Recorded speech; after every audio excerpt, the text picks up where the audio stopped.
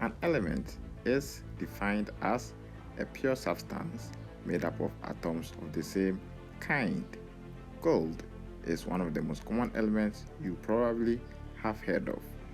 What makes gold an element? Because it's made up of gold atoms. Carbon is another example of an element. And carbon element is made up of carbon atoms. Carbon is one of the most popular and common elements. We find them in different compounds all around us. Even in our pencils, we have carbon in the form of graphite. I hope with this illustration, you will never forget about the definition of an element. An element is a substance made up of only one type of atom. We have over 118 known elements, and they come in different sizes. Some are big and some are small relatively, but in all they are all very, very tiny. This is what we call the periodic table, and it shows all the known elements with their symbols, their mass numbers, their atomic numbers as well. Let us use this simple illustration to try and understand elements better.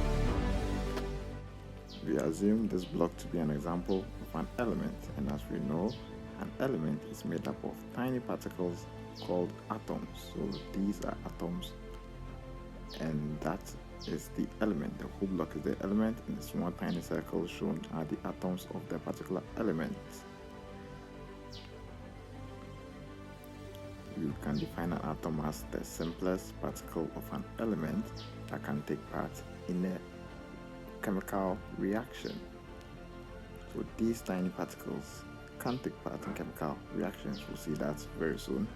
So now we are going to have a chemical reaction by chemically combining two different elements. So this is one element with its atoms and another element which is also made up of its own atoms. We can decide to call one element A, which is made up of atoms A, and element B, which is also made up of atoms B. When we combine two different elements, we will get a new substance, and that new substance is called a compound. So a compound will be different from the individual elements that were combined. Now I have a new compound after combining element A and element B. This is how it might look like. As you can see, it has completely different color, and the color is standing or representing the properties of the elements in the compound. That is just to show that the compound has different properties. A compound, unlike an element, is made up of molecules, and the molecule is made up of the atoms of the individual elements that were combined to form the compound. So a molecule is a chemical combination of two or more atoms. So we can just keep that in our mind, that when you combine two elements, you get a compound. When you combine two atoms, you get a molecule. And molecules make up compounds, atoms make up elements. So we have atom A and atom B combining to form molecule AB, and you can say element A and element B combine to form compound AB. This is how a compound looks like with the molecules.